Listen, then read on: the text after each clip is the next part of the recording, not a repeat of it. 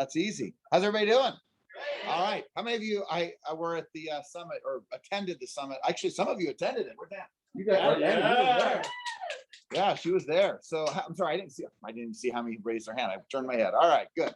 All right. See, so now you know more about me, and people. I've had so many people ask for that talk, and I'm all. I thought in fact, I asked my wife. I said, I leaned over and said, "Are you okay if I share this?" And she said, "As long as it ends in a good way." So the good news is it ended in a good way. So that was good. And you know, a lot of that was all going on, of course, right when we it was April 20th, May of 2016, when we purchased Century 21 Troop at the time. So it's been quite a journey. But you know what's interesting is that, and I can say this to this group, is that when the troop was purchased, trying to phrase this the right way, when it was purchased, it put such a level of stress and fire, if you would say, into my life, unlike anything. In fact, jokingly, people will show me pictures of pre-California and California, like I was like a president of the United States who like lost all the hair, went all gray. So I just keep going, I just keep going shorter and shorter so you can't see all the gray, but that's what we do. But anyway, so great to be with you guys. I appreciate you getting up early and being here. You know, it's fun because although I didn't put my readers on, Armani, and I just hit the button on my Waze on my map, and I didn't realize that I didn't pay attention, but the office of Oxnard is on Ventura Boulevard, and I didn't even pay attention. I just hit it, and then I passed Victoria, and I'm all, whoa, hold on. I'm like, I know I'm not going the right way, so I had to go down to the other exit. So I've gotten at least familiar with it. At least I know what street this building is on. That's the good news. So, but I actually just have an apartment now, just right over there in the coastal apartments over here, which is fun. My son is going to school over here in Ventura community. He's playing baseball there, so I'll just have to go to a baseball game this spring. At least my hope is. So he's doing great, and it's fun to be with him. I haven't seen him for a few weeks, so it's been good. All right, with that, okay. So one of the things that Armani and I were talking about, the idea of how to get started in today's marketplace. And you know, you start looking at, like I was talking about, just the triggers of emotion yesterday for those of you who are listening. But you got the health issues, you got the economic ones, you have the political ones, the power grab ones, you've got all sorts of crazy things that are going on in relationship that are triggering all these emotions. And the challenge is, if you're not really careful as to what you're listening to, you can get to that point where it's like, wait, who am I supposed to listen to? Number one. And number two, the impact of those emotions and how they make us think, what they make us believe, how we act, how we respond, how we go through our day. So I think it's just one of the things I've always appreciated. And I talked about this a few weeks ago in Oxnard, but just reminding yourself that there's always a foundation that you can come to. And for those of you, I just want to, I'm going to just, if you can, do me a favor, write this down. And I'm not going to go into this. It's just a reminder for like BJ back there and Lewis and others, because I know we talked about this, but it's not where I want to spend our time. But I want to remind you that whenever I'm in a place where I'm not quite sure the direction that I'm supposed to go, I always go back to this foundation.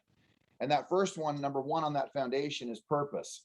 And I know that you guys, some of you have been around me now long enough to where it's like, man, you always talk, well, because I just know that when you know why you want something, it gives you the reasons, the passion, the energy, and the motivation to do that. Because the reality is, I might be motivating. People will say that. I'm like, oh, God, you know, because the thing is, I don't think I have to give you a motive. I think each one of you individually have a motive for your action.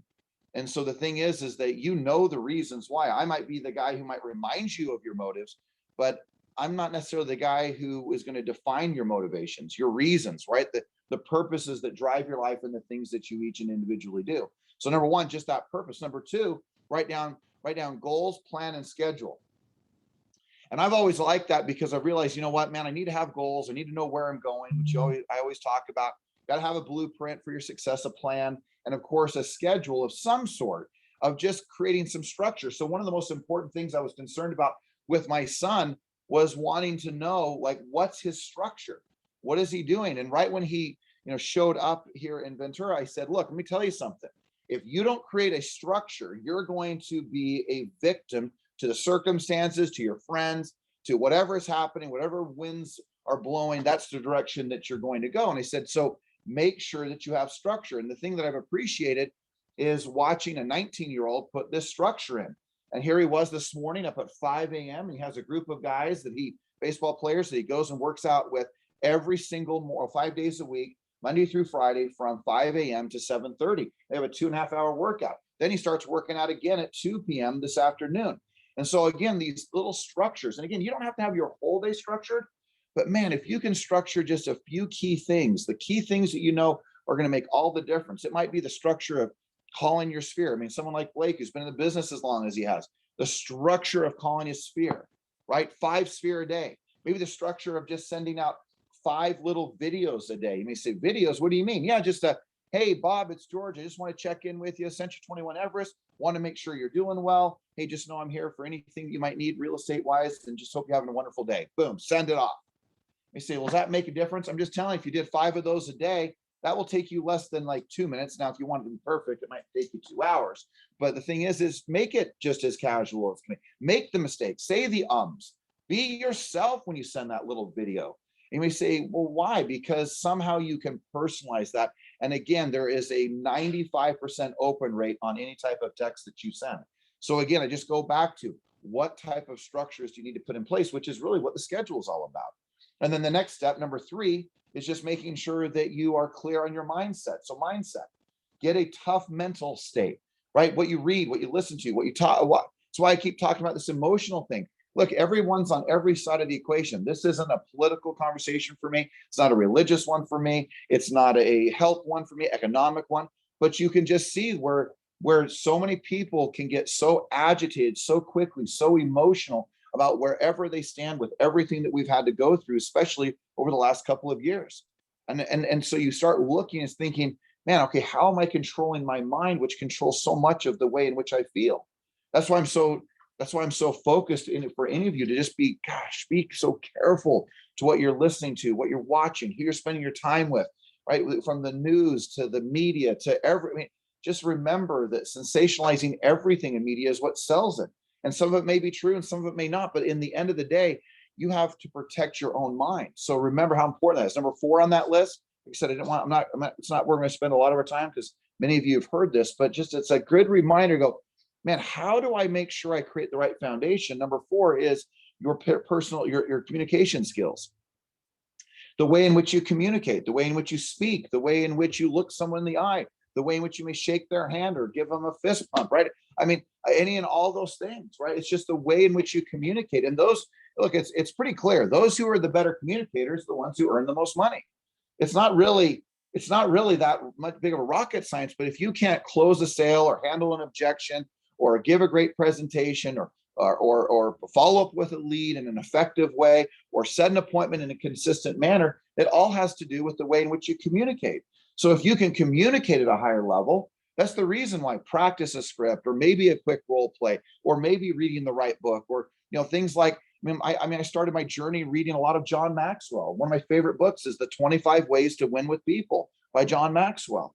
And it's just 25 ways. I mean, simple things. From the first 30 seconds that you're with someone, give them a compliment. That's it. It's one of his 25 points is, hey, just in the first 30 seconds of being with someone, acknowledge something positive about that person.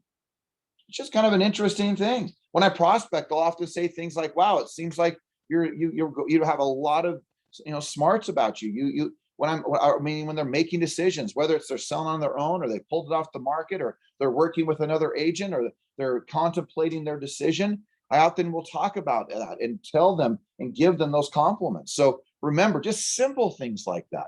Then the 5th thing on that list is personal discipline, right? The disciplines of prospecting, the disciplines of exercise, the disciplines of practicing. And all of these for me, those 3 specifically, prospecting, exercise, and practice, if you can do all of those things before 12 noon, there is no way that you will fail in this business. You will make a fortune in this business if you can do those 3 things before 12 noon.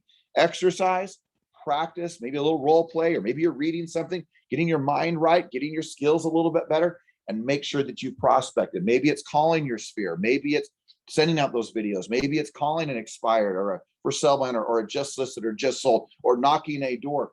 But guys, just remember, we're in the direct sales business. As much as we want to do 3 things, we either will wait for business, We either go out and buy the business, meaning buy it with leads, mass advertising, mass marketing, mass mailings, pay-per-click, Facebook ads. We can go buy it, but you can also just do the thing that this is the reality. Every single person right now in the nation, there is a lead. They either know someone who wants to buy a home, they either want to buy a home, maybe even a second home. And of course, the second component to that is that they have equity in any home that someone owns right now. They have equity. So the realities of being able to help someone buy or sell a property, everyone's a lead right now.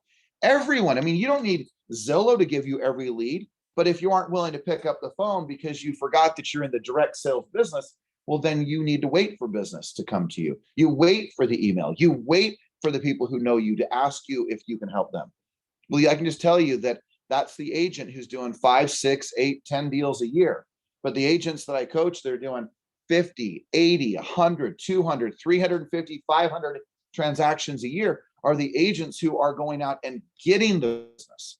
And it's pretty simple. They just have committed themselves that no matter how uncomfortable they are, no matter how tough it is, no matter how difficult it is, they just simply will take on the personal disciplines and they will go out and they will move past their insecurities. They're okay looking a little silly. They're okay looking a little frustrated. They're okay with maybe not saying the right thing at the right time, making a lot of mistakes, but they just simply make the calls or they knock the doors and they talk to the people. And you may say, well, I don't like that. Again, I will just challenge every one of you. If you're living your life based on how you feel, you are probably not succeeding at high levels. And if the areas of your life that you push through and you manage through personally, through the areas where you don't feel like doing things at times, I can bet you that those are the areas where you excel. And parenting is one of those things I often see where a mother perseveres, a father perseveres, and all of a sudden it's an extraordinary part of their life. Even when the times they don't feel like doing certain things, they still go out and do them. Right? They don't just let the baby cry in the crib and go, well, I don't really feel like getting up today. That'd be that. You have kids, right? You ever just feel like not getting up? You feel like it, but you still do it. So we know that, parenting is just such a great example of people getting past what do I feel like doing versus what should I be doing. So we have all these examples of when people succeed at high levels. It's when they persevered through the most difficult moments when they didn't feel like it, and they just simply do it anyway. So when you look at, again, your personal disciplines, just ask yourself, are you that person who just simply listens to that voice, says, well, I don't feel like doing that today, so you don't. And here's the deal. I've said this for a long time.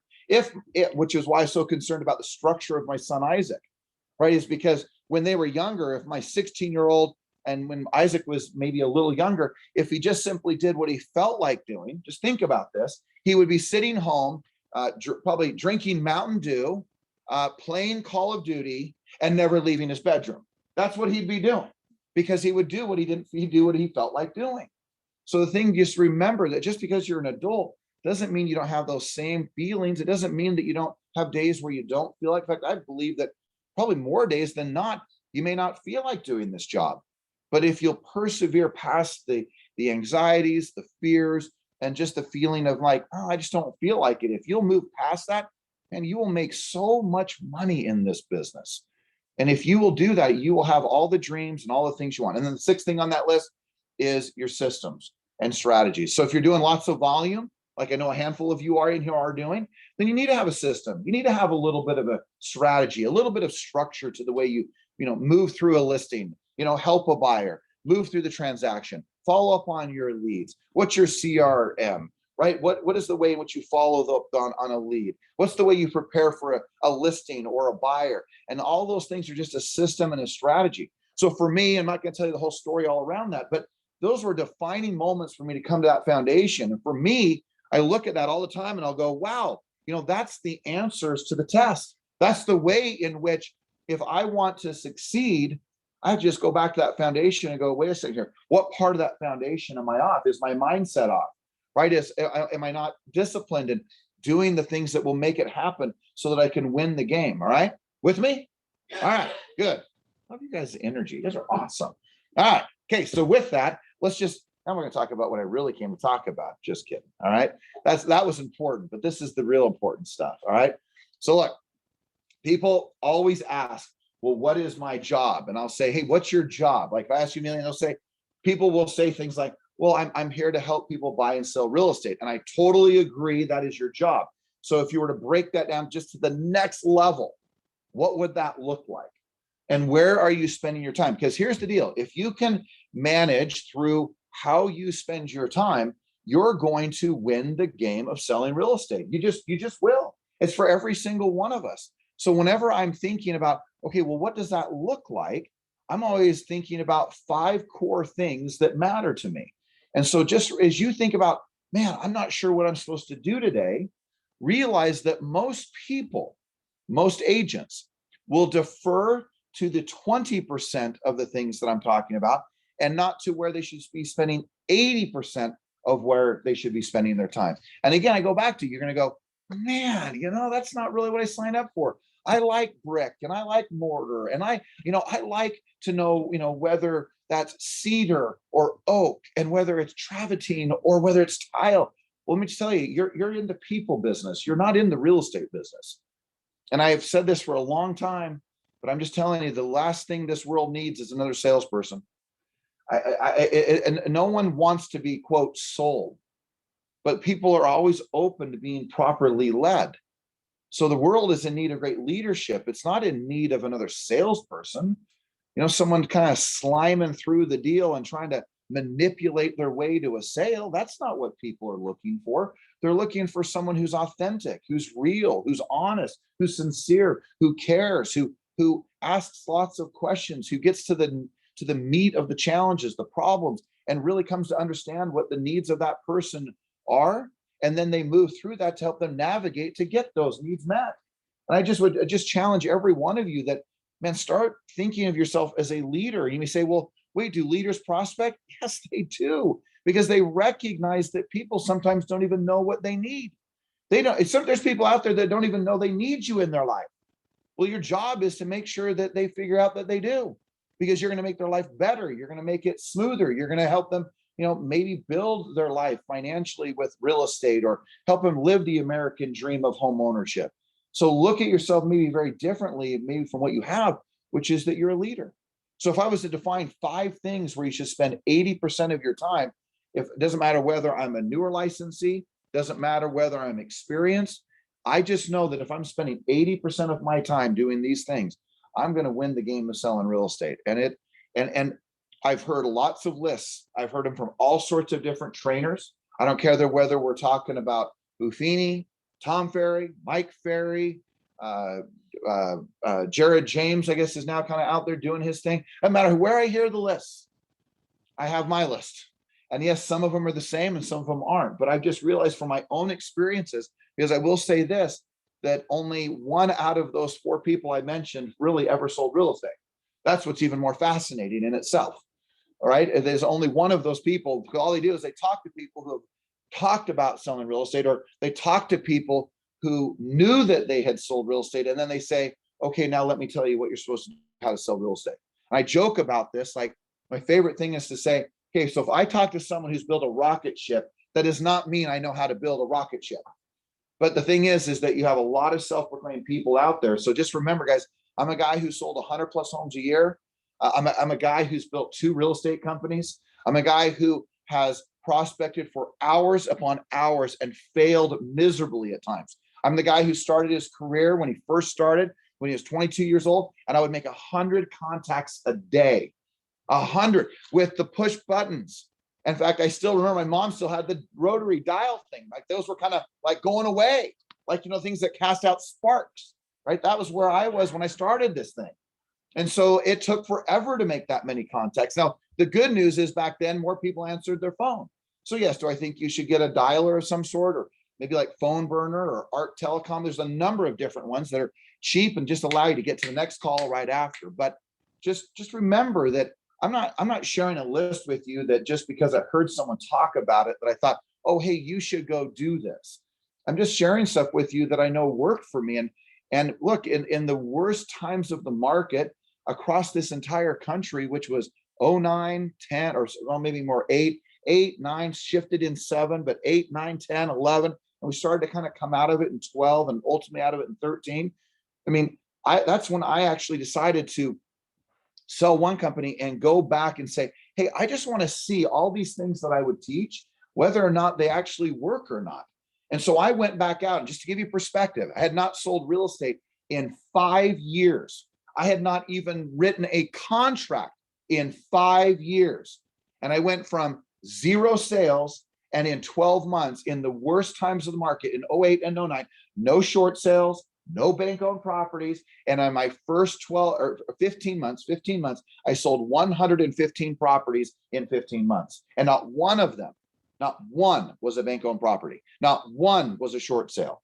So it was incredibly difficult. I carried an inventory of average right around 45 to 50 listings. I at one point had 57 active listings because only 1 out of every 10 homes at that moment was selling. But I knew that I was going to sell 100 homes, and I knew what I needed to do.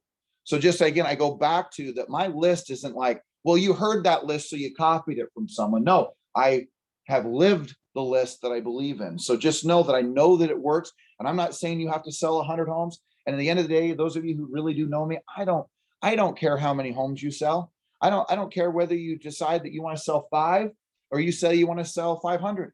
It doesn't matter to me personally. What matters to me is that you recognize of what you can do, that you don't sacrifice your dreams, your goals, you don't play small, you don't pull back from who you're capable of being. That's my bigger argument. And the greater argument is I care more about who you become than how much money you'll make. Because if you become more, you're going to earn more. And that's just the facts. You become more as a leader, you become more in your skills, more in your mindset, you'll automatically earn more. I don't have to worry about going, okay, you need to sell more real estate. Oh my gosh, you got to sell. Come on. I'm like, no, I'm gonna challenge. Okay, who are you being? Who are you acting like? How are you communicating? What's your mindset? What's your belief? Because when all that evolves and becomes better, then real estate sales, geez, that's the easy part, guys. That's the cakewalk, because as you become more, you'll just earn more. People will be attracted to you. They'll be wanting to work with you. When you call, they'll feel your energy, your certainty, your desire to help, your sincerity, your authenticity. They'll feel all those things because of who you become. So don't think you have to pull something over on. You're going to try to trick people into sales. You're not trying to convince them to pay more than what you're worth.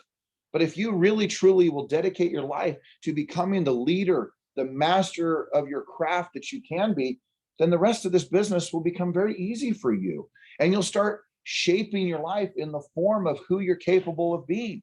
And you won't run from the challenges. You won't be paralyzed by the challenges. You'll embrace them and you'll engage in them, because you recognize that every fire that you go through and that you put out will mean that you become even better and better and better. All right. Okay. So here's 5 things. We'll wrap up with this. All right. So from on this list. So number 1 on the list is we have to make sure we spend time. It's right there. Spend time prospecting, and specifically setting appointments and lead follow-up. Setting appointments and lead follow-up. That's your number 1 job on the list. I realize that you can have the Lamborghini or the Ferrari of the business, but if you can't put gasoline into the tank, which is the setting of the appointments and the mastery of the lead follow-up, nothing's going to happen. You could have the best system. You could have the best ideas. You could have the best customer service on earth, but no one would know about it because you didn't feed the engine. So just remember, the ability to set an appointment and the ability to follow up on those leads that you have is a masterful part of the job description, right? Number 2, listing presentations. The ability to present at a listing, the ability to compete when you go to a listing with others, the ability to win over your clientele because they choose you because of the mastery that you created in your life.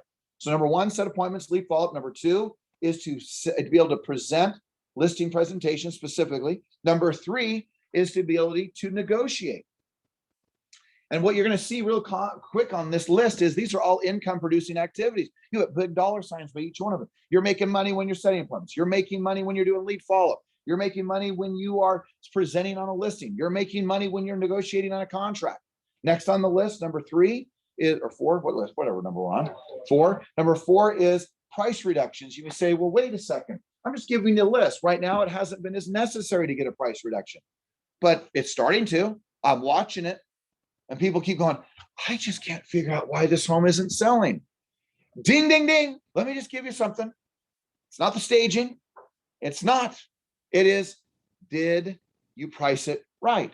And those of you who have been in this business a long time, I know a number of you have in this room, that you know that we can talk about all sorts of things, but the moment the price is right is the moment that it sells. So just remember, one of the most important income producing activities is your ability to price the listing right. So price reductions. Number 5 on that list is work with highly qualified buyers. Buyers that are qualified. Meaning, for me, qualified, you can define it however you choose to, but someone who's going to buy their home within the next 30 days or less, meaning they will write an offer in 30 days or less. For me, that's someone who is also, of course, financially qualified, but is willing to buy in the next 30 days or less. Anybody less than that, I'm going to set aside, either refer them out or put them in my sphere, and I'm not going to spend that time because I know that time I could be with someone else. So I realized early on, if I spent, now just write this down next to this, spend 80% of your time doing these things. So if you work 8, 9, 10 hours, that means that 8, 9, 10 hours are spent in, or 8 of those 10 hours are spent in that time frame. The 20% is this. Write down 20% administrative work, right? It's the paperwork. It's the managing the deal. It's all of the stuff that we do that we're doing in replacement of the 80%.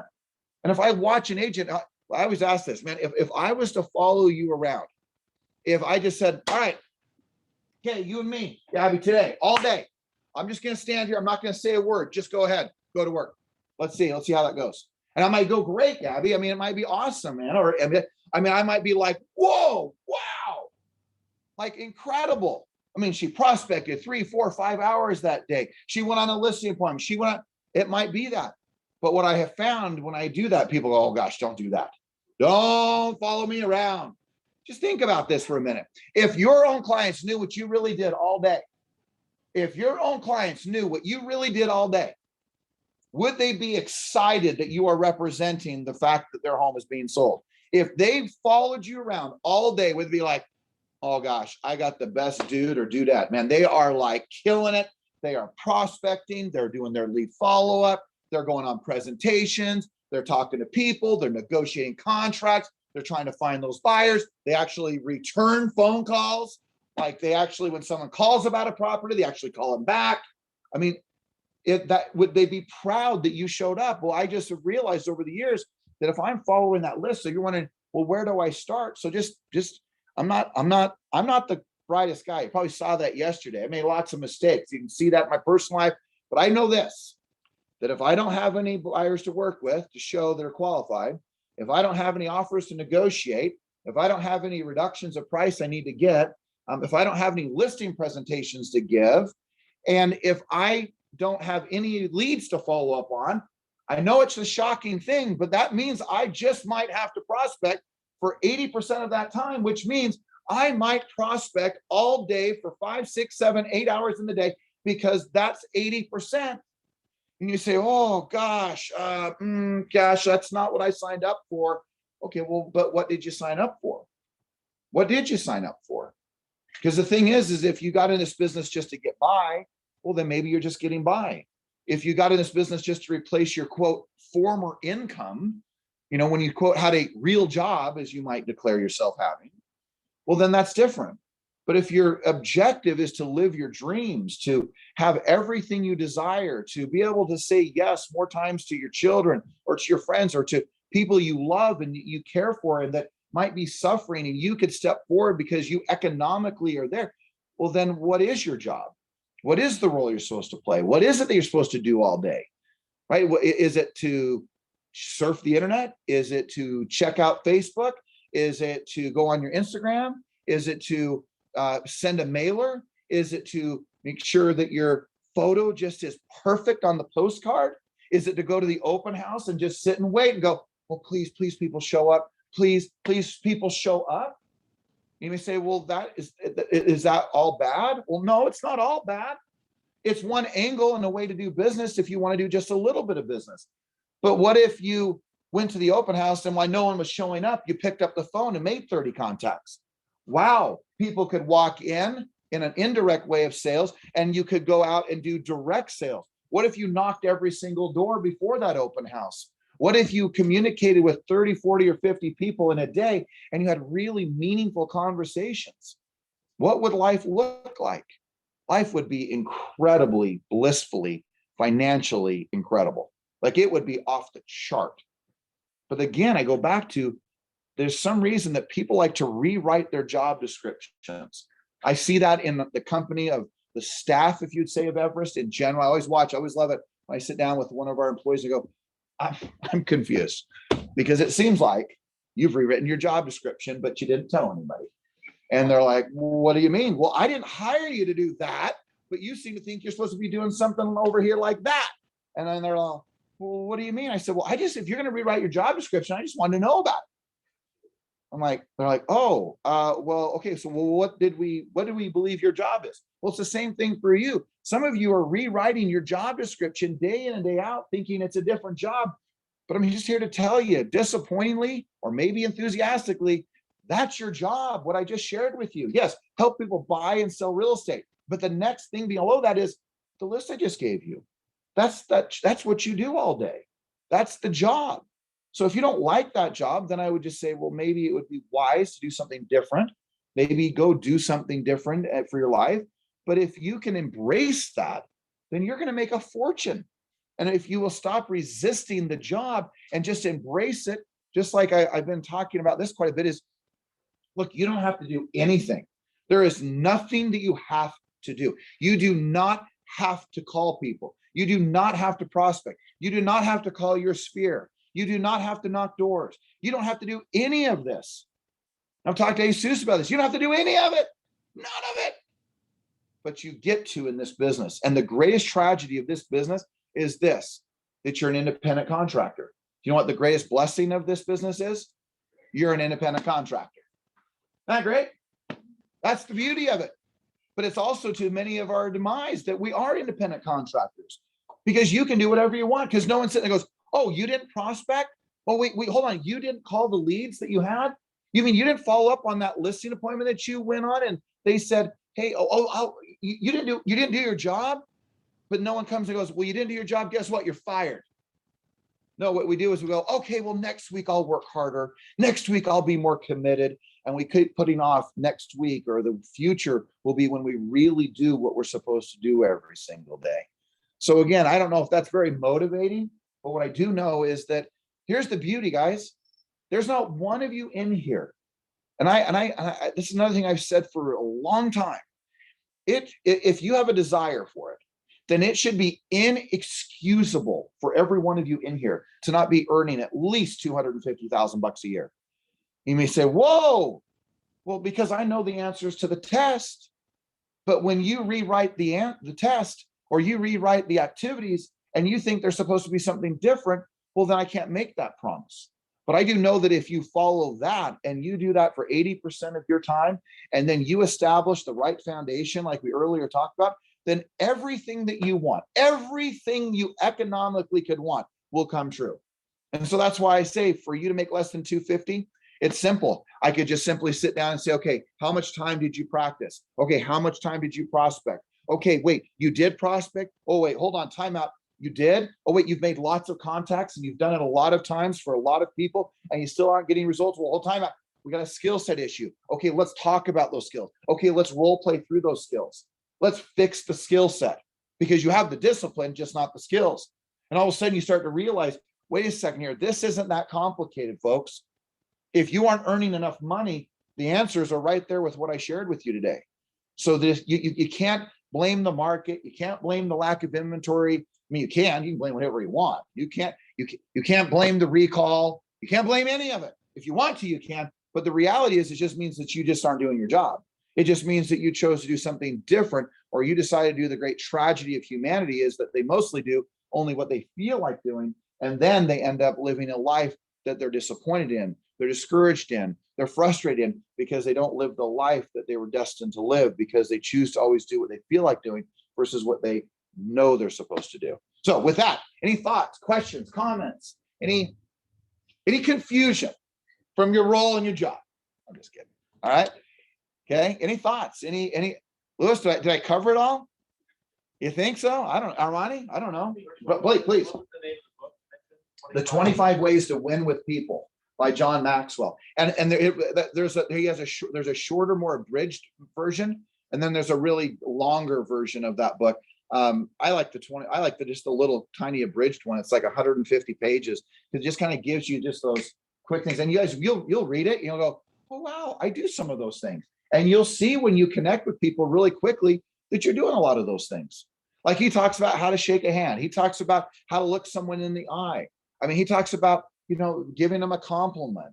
He talks about how to break the ice. I mean, it's just a fun little book. I mean, he's a master of connection with people. If you don't know who John Maxwell is, you should get to know him. He's really fun to watch on a YouTube.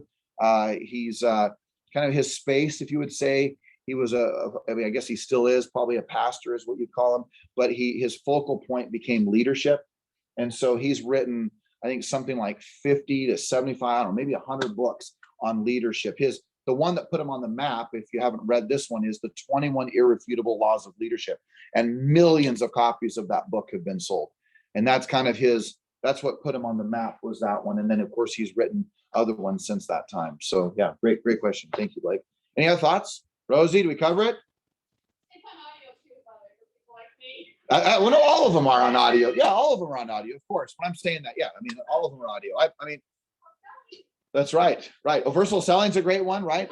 They're all great, right? Versatile Selling's another great one. Talks about, it's a simple format for the four personality types. The amiable, driver, analytical, and expressive. A really great book. That's another great one. Anything by Brian Tracy is really, really good. Of course, Zig Ziglar. I mean, Brian's still alive. He's in his 80s, which is crazy. Here he is, a professional speaker, and he had tongue cancer. I mean, kind of crazy, but I've actually considered hiring him. Did anybody know who Brian Tracy is? Heard his name before? Kind of one of the grandfathers right along there with Zig Ziglar, Les Olson, some of these guys way back in the day. If you're familiar with any of them, they did well. And guys, most people say, well, who are your mentors? And I said, well, fortunately, most of them are dead. And no, I did not kill them, but most of them are. I just want you to know that. Like Napoleon Hill, today I was listening to Lead the Field all morning for 45 minutes, getting ready. The entire time I was listening to Lead the Field by Earl Nightingale. And so I'm a huge fan of Earl Nightingale, Jim Rohn, right? I mean, these guys are, the thing that's so funny, it doesn't matter whether you listen to a Brian Tracy, a Les Brown, a Tony Robbins, me, it's all the same principles. Truth is truth. It just depends on who you most enjoy listening to as you're learning these principles and trying to become more and trying to elevate your life at a higher level. And I just would encourage you. I know Anna and Angie and Tracy all went out to Salt Lake City, and they did a prospecting school. But gosh, look, we're trying to do an Elevate where it's a 2.5 day event. Here again, I don't know how many of you came to that one when it was here, when we did it. Guys, the only reason we haven't done it here isn't because we don't want to do one here. I am desperate to want to do it here. It's just that every time we try to do it, something comes down, like mandates of this and mandates of that, and we get it. So the one thing that at least I've appreciated is on October 12th, 13th, and 14th, if you want to, I would encourage you though too, is like everything that we've talked about is just breaking it down to a higher and deeper level. That's in Salt Lake City. By the time it's said and done, it'll cost you probably $1,000, from airfare to a night or two in the hotel to the event. I mean, I just can tell you that I can still remember I said this to myself on an event that I wanted to attend. And I remember saying to myself, I can't afford to do that. And then someone came to me who was a friend. It wasn't someone from the seminar. It was just someone who said, it's interesting. You say you can't afford to do that. Have you ever considered that you might want to reshape the story and say you can't afford not to do that? Because the fact is if you can't afford $1,000, then there's a problem. There's a problem with the way you're transacting your business and you're moving through it. And so I remember having that conversation with my wife. Can I leave you with one last story? Because it's actually quite entertaining. And I have not ever told this probably for 10 years. So here you go. So I go to an event, and it's an event. Some of you know his name's Matthew Ferry, right? So it's Matt. And Matt was putting on an event, and I remember I really couldn't afford to go. And it was when that friend came to me and said, hey, well, if you can't go, maybe a better question should be, that you can't afford not to go, can you? And I remember he kind of said the same thing, man, if you can't afford $1,000, isn't there a problem here? Because look, every little increment that you get to improve upon is get you that much closer to the dreams and the goals that you have, the aspirations of your life. And so I remember going. And so I got there, but I had this one credit card. I mean, this is 22, 23, 24 years ago. All right. So I have this one credit card, and I have this credit card that has $1,000 limit on it, but there's nothing on it. It has a zero balance. All right. It's zero. We're all good. So I fly in. It's in San Francisco. I fly in, San Jose. I fly in, and I get off the plane, and I walk into where the little rental center is, and I am literally renting these small. I don't even know how I fit in this car, but I am going to rent the smallest conceivable car that's probably ever been built. Like, it's like, I'm just a little big. Like, I cannot get into most small cars like very well, or I get in them and the person looks next to me is like, oh my gosh, you're like right next to me, on top of me, basically. And I'm like, yeah, I know, I'm a little bigger than you think. So my daughter and my wife hate traveling on a plane because I take up like that half of the seat on their side. So but I'm sitting there, and I walk in, I'm just me, I'm just all alone. I walk into the rental center, and I go to the budget rental car, and I'm thinking, okay, I got my reservation, it's all good, no problem, here we go. And so I had bought my airline ticket, which was probably, I don't know if I remember, $300 or $400, and that was put on that credit card. So I had like $600, but I needed a couple $100 for the rental car. So they do all the paperwork. They swipe the credit card. It's all good. We're getting the car and waiting for me to hand the keys. And they come back out, Rose, and they go, oh gosh, we're sorry. Guess what? We don't have a car for you. But you know what? Our sister company right down here does. Avis, they've got a car for you. No problem. You're going to be great. Don't worry about it. I don't think much of it. I say, okay, great. So I go down to Avis. I get my car. I go to the first day of the event. It's a great event. Matthew does a sensational job. I'm sitting there listening, but just listening. Maybe like how you're listening, going, that's kind of a nice little message. Okay, all right, that'll have a better day because of it today. I mean, all good. And so then I go to the event. And then that night, I go to Olive Garden. And I go to Olive Garden, and I don't know, I mean, maybe you're just me, and maybe I'm the only person who's ever experienced, although I experienced it yesterday, because they said, oh, your credit card timed out. And I mean, every time I'm still like have PTSD from Olive Garden back in the day, because I had those moments. I got the ranch dressing, I got the breadsticks, I got the salad, I got the trio, right? The chicken Parmesan, I'm the tour of Italy. See, the tour of Italy. So you know what I'm talking about. And I'm living large. I am feeling great. I've just had a great night at the seminar. I have my journal there. I'm writing. I'm feeling great, Lewis. And then that whisper in the back of my ear, like not a I love you, but your credit card was denied. So you know. And I am like, oh my gosh. Well, what are you sure? I'm like, yes, we ran it like, I remember she said like 10 times, I don't know. And it denied. Here's all the receipts. Of the denial. I'm like, so I have $40 in my pocket. The meal was like $33. So I walk out of there and leave like this $5 tip. And I'm not exaggerating. I think I have $2 in my pocket. It had to be more than two. To have $2, a denied credit card, and I'm in the middle of San Jose with my rental car, and just absolutely devastated. I'm in the middle of the event. Well, I can tell you, I was just like buzzing. You're not feeling like when something just, and nothing is worse. Like in my family, if I called my dad for anything, it was like, I need 50 cents. It would be like, you need what? Well, when are you going to pay me back? It's always like my dad like never gave me anything. Like I look at how I am with my own kids. I give them $5 and I won't even think anything of my dad. You gave me $5. It's like, I just need to know, when are you paying back? And by the way, I'm going to be charging interest on a daily basis until you do. I mean, it was like, that's how he was. It's how he is. He's still alive. He's 83, And so I have to call him and say, hey, can I borrow some money? And so, I mean, I have to go through this, and it is just, again, that embarrassment of calling my dad, is the guy who's going to make me feel horrible for doing such a thing. So he says, finally, he laments, he goes, I'll give you $100, but I need to know when when are you going to pay it back? 2 weeks, Dad. I'll have it back in 2 weeks. Okay. All right. Have Jennifer come and get the money. So Jennifer goes and gets the money. But of course, there's the delay of the bank. She puts the money in the bank because we're going to use our debit card.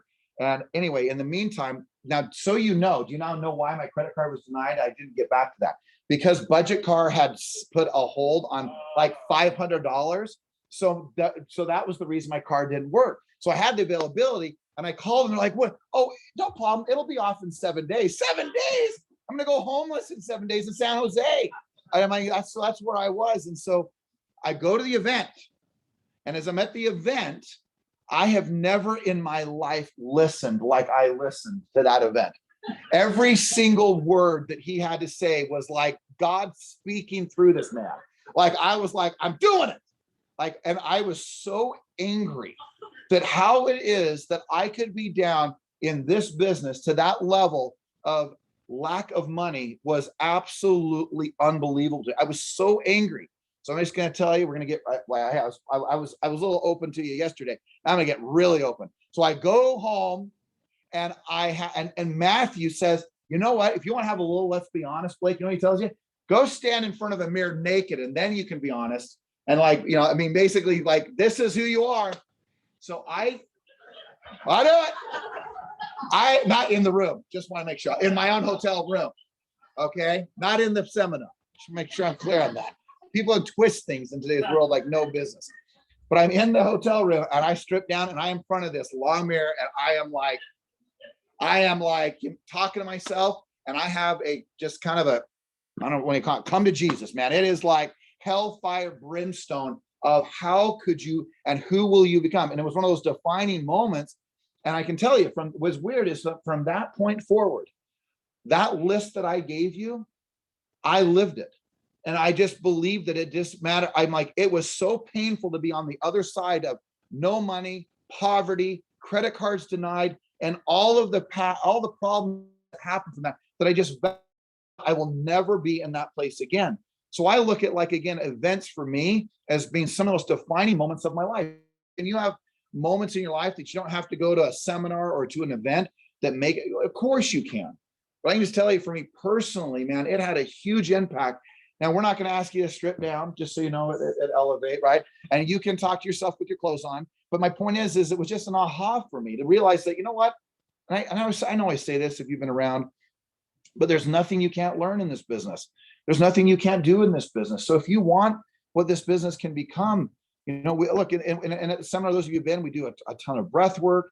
We do a ton of meditation. Yes, we do a ton of skill building. We did last month, we did live prospecting where myself and some of you may know Alma Merrill, who's also part of the company with me. And the two of us did a little competition where at the front of the room, we were calling for sale by owners and expired listings live in front of 150 people.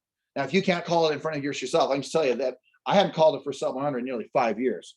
So it was quite exciting for me. Yes, I was wiping my brow with a little bit of sweat because I could feel the fact that people are like, okay, is he going to perform? Is it going to happen? But the thing is, what you begin to realize is the very first call I made, man, someone hung up on me in a minute. And then I got hung up on the second time. And after they'd hang up, people would be like, yes! Like, I'm like, what? And people would be like cheering that people were hanging up on me. And they go, because, well, we just thought that no one would hang up on you. I'm like, people hang up on me too. I'm like, I don't know why everyone's cheering. Like, it just makes us feel so good to know that you get hung up on too. I'm like, well, I get hung up on also. But I also know that then on the other 2 or 3 calls that I got to make, and Alma was making some other calls. And the thing that was so cool is just watching the way in which the calls unfolded. And all of a sudden, after 5 contacts, 2 really meaningful conversations and a couple of appointments set. And so my point to you is, as I go back to, there's just nothing you can't learn. So whatever you've experienced at every seminar, I can just tell you this one is so uniquely different to believe so much better. And so, look, if you like what even just today is about, just I would hope that you'll say, well, wait, why is there a cost? I'm like, well, because just for perspective, it cost me like $25,000 to rent the Marriott out to bring 250 people together. I mean, I just asked people to pay a couple $100 and let's go spend, 2.5 days together, and let's make sure we find our center and get our mind right, elevate some skill sets, and make sure that you have a clear path to what you want your life to be. And I've just realized I don't need 4 days to do that. We could do it for 4, but I've just realized that in 2.5 days, we can do a lot of work together that moves you to the direction that you want your life to be. So with that, if somebody has any other questions, it's just, again, it's an honor to be with you. Please, Lewis. That embarrassment and that whole thing that you went through, you said, what was your $1,000 investment? The total of what was it? It was a total of $1,000. Oh, it's made, yeah, 1,000. It was $1,000 total when it was all said and done. Being that you said that's it, I'm done. What happened 90 days later? Oh, that was the, okay. Thank you. So that was the year that I sold 54 homes, and my goal was that, and I went to it in November to that event. It was the first week of November that I went, and that next year I sold 1 home a week, and I sold 54 homes in the year. And it just changed the whole entire paradigm of how I looked at business. And then that goes back to the story that I think most of you heard, where my wife put her hand on my hand. We were at a stoplight and said, "Can I ask you a question? Are you doing this business honestly?" And I said, "What do you mean?" She goes, "Well, I've never seen you make that type of money in your life. You've always been that guy who's like saying, well, yeah, we're going to make lots of money. We're going to do great things." And then all of a sudden I'd be in the same yo-yo that I watch agents in. And so the thing that was interesting is that, although I would love to see each one of us prospect 2, 3, 4 hours a day, it was interesting, Lewis. I prospected because I kept numbers like to the precision. I prospected an hour and 40 minutes a day.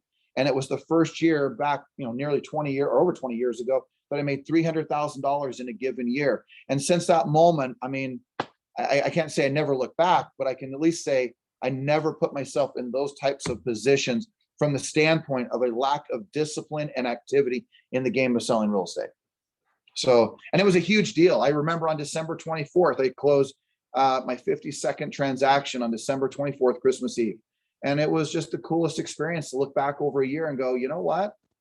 This is awesome. You can do this. And it was just, but again, we each have those defining moments in our lives, right? And I don't know if it'll happen at an event for you, but I do know that you can do this business.